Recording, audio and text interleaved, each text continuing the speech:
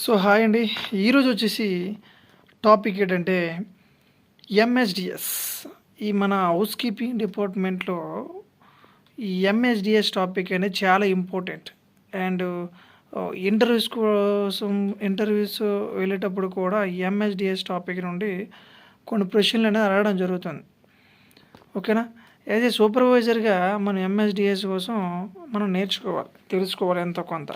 So నాకు తెలిసినటువంటి MSDS అంటే ఏంటనేది ఫుల్ ఫిజ్డ్గా తెలియకపోయినా సో నాకు తెలిసినటువంటి మ్యాటర్ అనేది ఈరోజు ప్రొవైడ్ చేయబోతున్నాను. సో ఫస్ట్ టాపిక్ ఏంటంటే ఎంఎస్డిఎస్ అంటే material safety data sheet.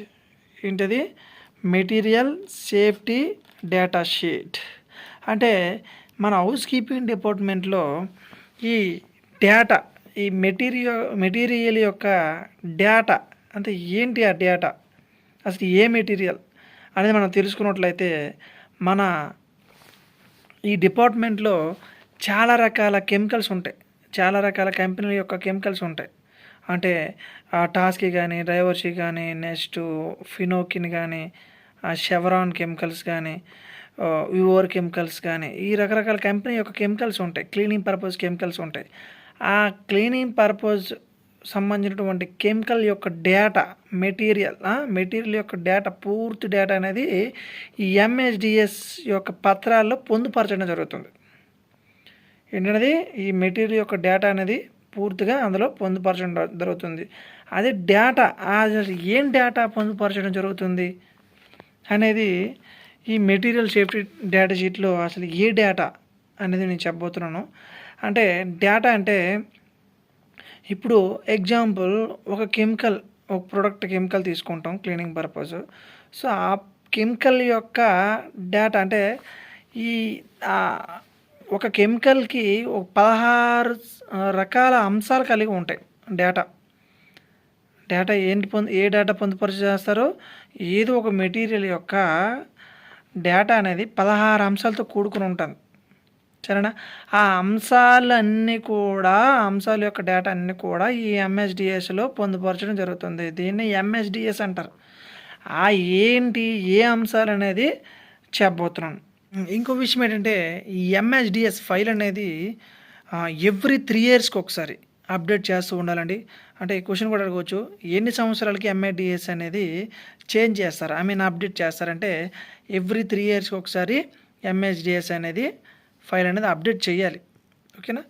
Okay, ఇప్పుడు వచ్చేసి ఎంఎస్డిఎస్ ఫైల్లో పత్రంలో అసలు ఏంటి ఈ 16 అంశాలు కలిగినటువంటి డేటా ఏంటి, అసలు ఏంటి ఆ 16 అంశాలు అంటే యాక్చువల్గా ఫస్ట్ వన్ వచ్చేసి ఆ డేటా షీట్లో ఐడెంటిఫికేషన్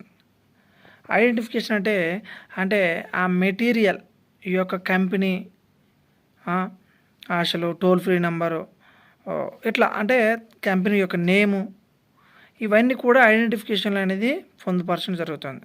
సో సెకండ్ వన్ వచ్చేసి హజార్డ్ ఐడెంటిఫికేషన్ అంటే ఆ మెటీరియల్, ఆ కెమికల్తో ఎటువంటి హజార్డ్ ప్రమాదాలు ఏమైనా జరగవచ్చా, ఏవే జరుగుతాయి అనేది హజార్డ్స్ అంటే దానివల్ల ఎటువంటి ప్రభావితాలు అనేవి ఉంటాయి అనేది సో సెకండ్ వన్ అనేది పొందుపరచడం జరుగుతుంది. సో థర్డ్ వన్ వచ్చేసి ఇంగ్రీడియంట్స్. ఓకేనా? Information on ingredients. Third one ఏంటి? ఇన్ఫర్మేషన్ ఆన్ ఇంగ్రీడియంట్స్ అంటే ఆ కెమికల్ అనేవి ఎటువంటి ఇంగ్రీడియంట్స్తో. ఓకే, థర్డ్ వన్ ఏంటి? ఇంగ్రీడియంట్స్. ఆ కెమికల్ అనేది ఏ ఇంగ్రీడియంట్స్తో తయారు చేయబడింది అనేది ఆ పూర్తి డేటా అనేది థర్డ్ పాయింట్లో ఉంటుంది. సో ఫోర్త్ పాయింట్ వచ్చేసి ఫస్ట్ ఎయిడ్ మెథడ్స్. ఒకవేళ దానివల్ల ఎటువంటి ప్రమాదాలు జరిగితే ఆ ప్రమాదాలు జరిగేటప్పుడు ఫస్ట్ ఎయిడ్ అనేది ఎట్లా చేయాలి. ఓకేనా? సో నెక్స్ట్ వచ్చేసి ఫిఫ్త్ వన్ వచ్చేసి ఫైర్ ఫిట్టింగ్స్ అంటే దానివల్ల ఎటువంటి ఫైర్ సంబంధించినటువంటి ఎటువంటి ప్రమాదాలు, ఏ ప్రమాదాలు జరుగుతాయి అనేది దాని గురించి పూర్తి డేటా అనేది ఆ పాయింట్లో ఫిఫ్త్ పాయింట్లో ఉంటుంది. సో సిక్స్త్ వన్ వచ్చేసి యాక్సిడెంటల్ రిలీజ్ అంటే యాక్చువల్గా ఈ కెమికల్ ఎప్పుడైనా హోల్ పడి ఆ కెమికల్ అనేది కింద పడిపోవడం, ఐ మీన్ ఆటోమేటిక్గా ఆ కెమికల్స్ అనేవి రిలీజ్ అయిపోతాయి, పది అయిపోతాయి.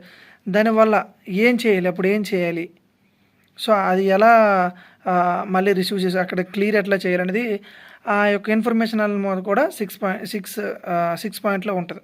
సో 7 పాయింట్ వచ్చేసి హౌ టు హ్యాండ్ స్టోరేజ్, అంటే ఆ మెటీరియల్ ఏదైతే కెమికల్ ఉంటుందో దాన్ని ఎలా హ్యాండిల్ చేయాలి, ఎలా స్టోర్ చేయాలి, ఎంత మోతాదులో స్టోర్ చేయాలి, ఎంత మోతాదు ఉష్ణోగ్రతలో స్టోర్ చేయాలనేది ఆ పూర్తి ఒక డేటా అనేది 7th పాయింట్లో ఉంటుంది. సో 8th పాయింట్ వచ్చేసి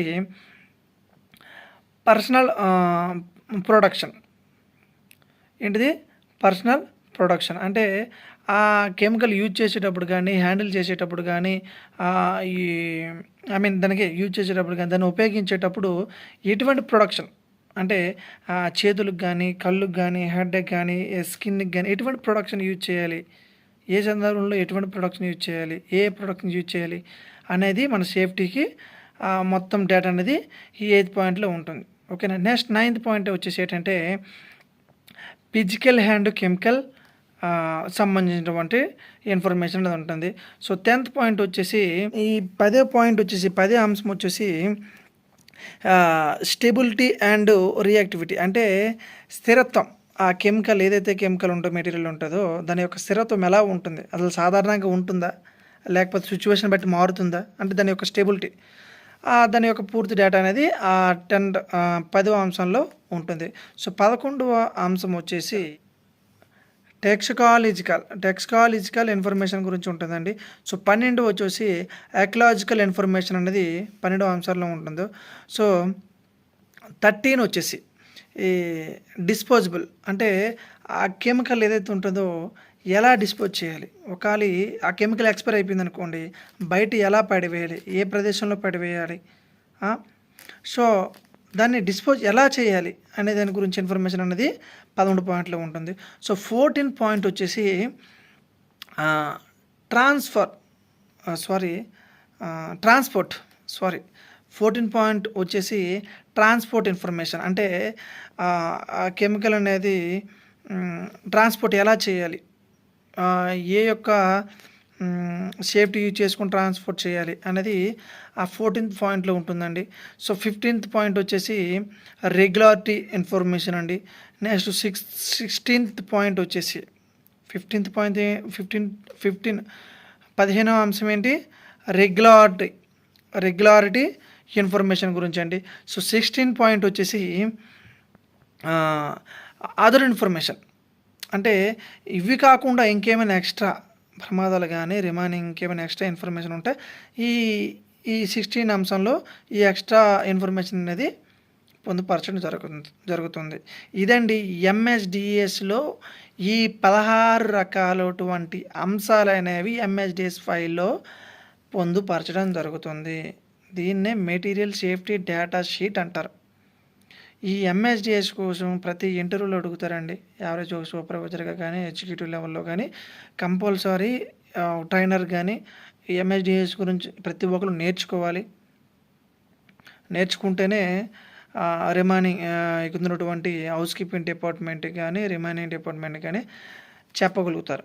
సో దీని మీద అనేది అవగాహన అనేది కంపల్సరీ కలిగి ఉండాలి.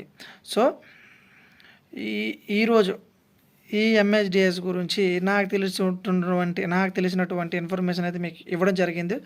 సో రిమైనింగ్ ఇన్ఫర్మేషన్ ఏమైనా ఉంటే నేర్చుకోండి. ఇంకా చాలా ఉంటుంది ఈ ఎంఎస్డిఎస్ కోసం. ఓకేనా. నేను పైన బేసిక్ ఇన్ఫర్మేషన్ అనేది మీకు అందజేయడం జరిగింది. సో ఈ టాపిక్ అనేది నచ్చినట్లయితే ప్లీజ్ సబ్స్క్రైబ్ మై ఛానల్.